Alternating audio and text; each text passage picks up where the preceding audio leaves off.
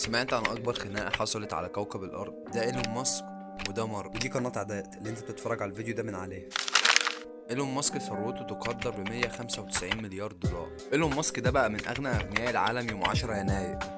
اما مارك بقى من خامس اغنياء العالم بثروه تقدر ب 102 مليار دولار. ايلون ماسك نجح لما عمل افضل عربيات بتمشي بالكهرباء على مستوى العالم، وكمان عمل شرائح الكترونيه بتعالج من امراض كتير جدا. اما مارك نجح انه يسيطر على العالم عن طريق السوشيال ميديا.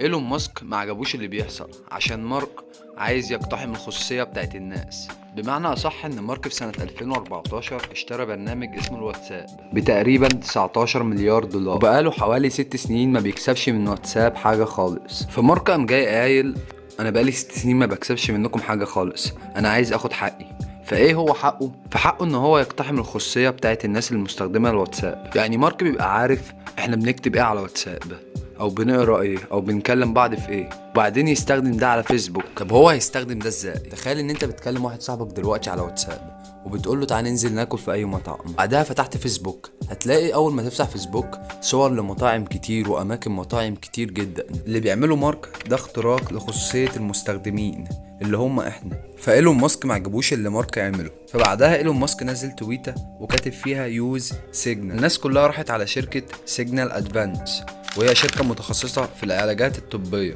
طبعا انت بتسأل نفسك دلوقتي ليه الناس كلها سمعت كلام ايلون ماسك وراحت على طول على الشركة دي. ايلون ماسك هو من اغنى اغنياء العالم، فلما يقول معلومة زي دي فهو بيبقى واثق منها جدا. بعد ما الناس راحت اشترت اسهم في شركة سيجنال ادفانس، ارتفع السهم بتاعهم من 60 سنت ل 38 دولار، ارتفاع ضخم جدا.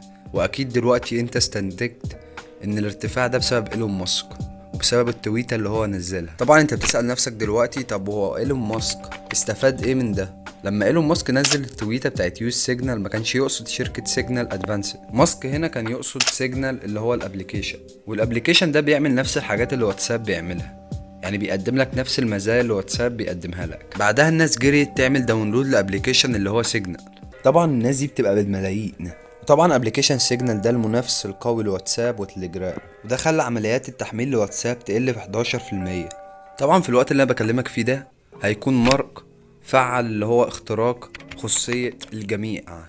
وصدقني دي مش حاجة عادية ان انت تبقى قاعد هو عارف عنك كل حاجة، كل حاجة عن حياتك حرفيا، لان احنا تقريبا كل حياتنا على السوشيال ميديا وخصوصا على واتساب. فانت هتحاول تقلل من استخدامك لواتساب الفترة دي، لان على ما اظن ان مارك عمره ما هيرجع في القرار ده.